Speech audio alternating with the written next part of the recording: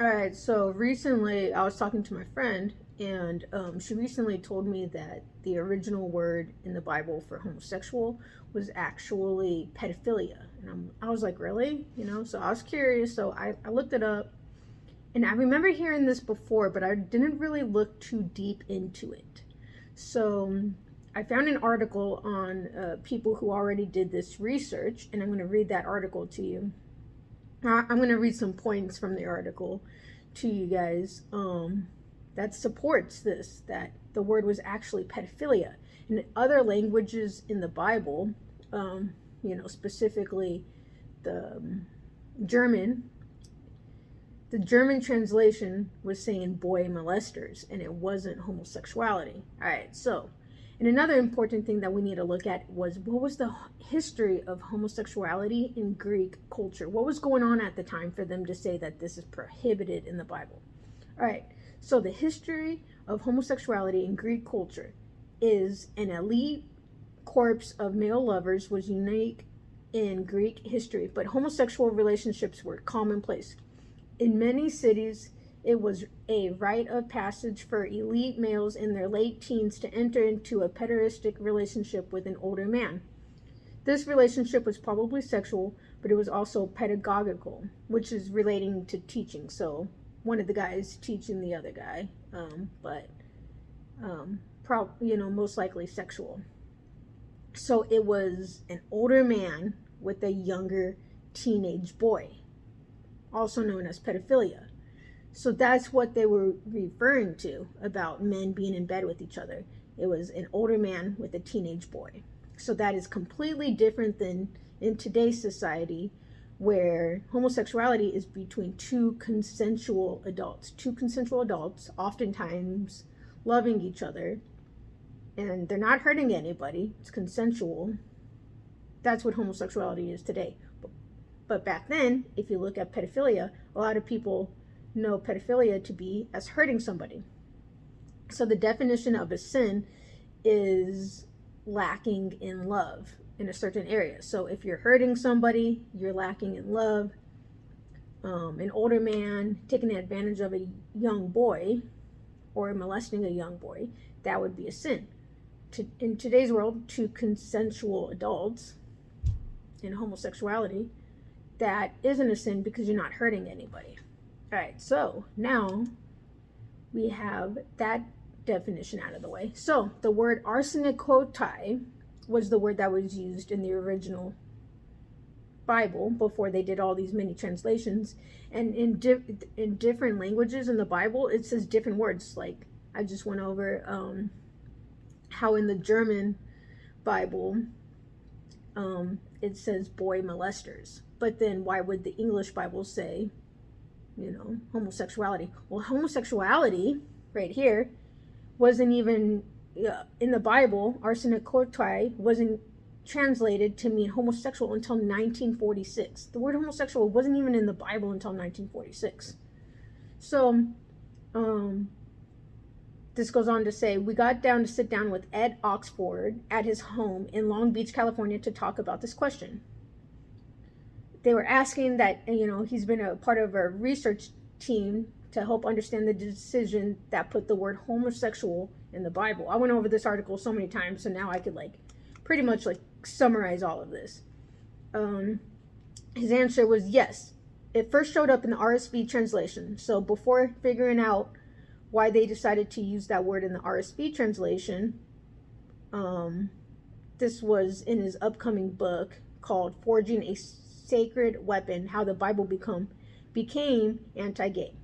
I wanted to see how other cultures in translations treated the same verses when they were translated during the Reformation 500 years ago. So I started collecting old Bibles in French, German, Irish, Gaelic, Polish, etc. You name it, he said. All right, so now I've got most European major languages that I've collected over time.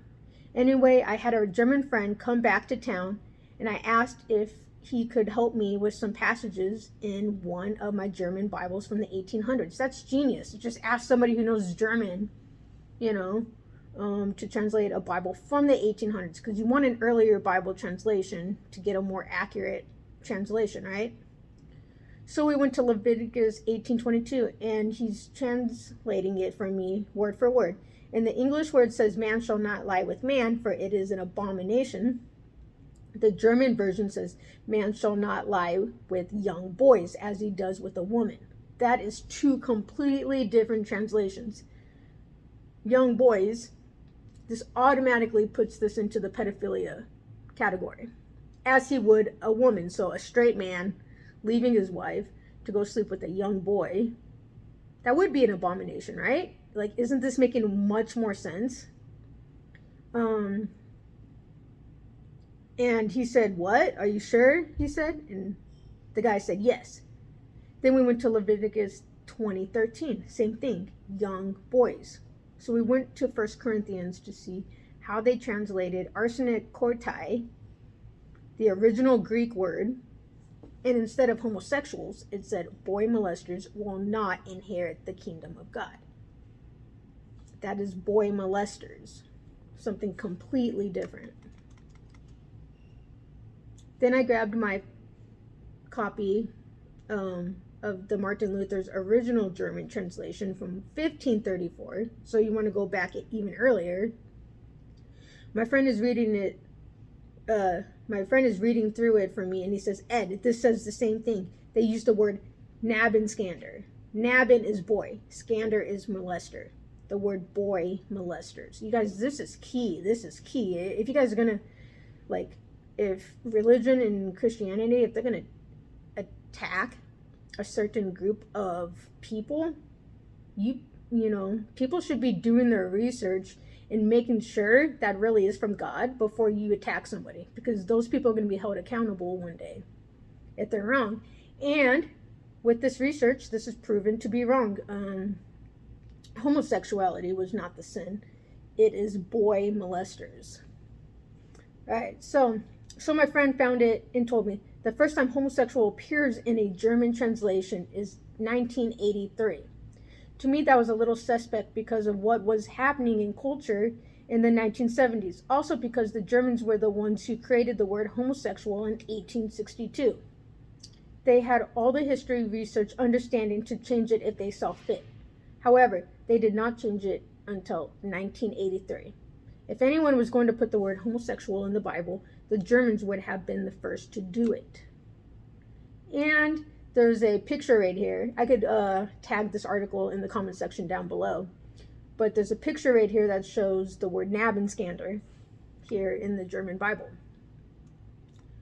Wow. So as I was talking with my friend, I said, I wonder why not until 1983. Was there influence from America? So we had our German connection look into it again. And it turns out that the company Biblica, who owns the NIV version, paid for this 1983 German version. Thus, it was Americans who paid for it.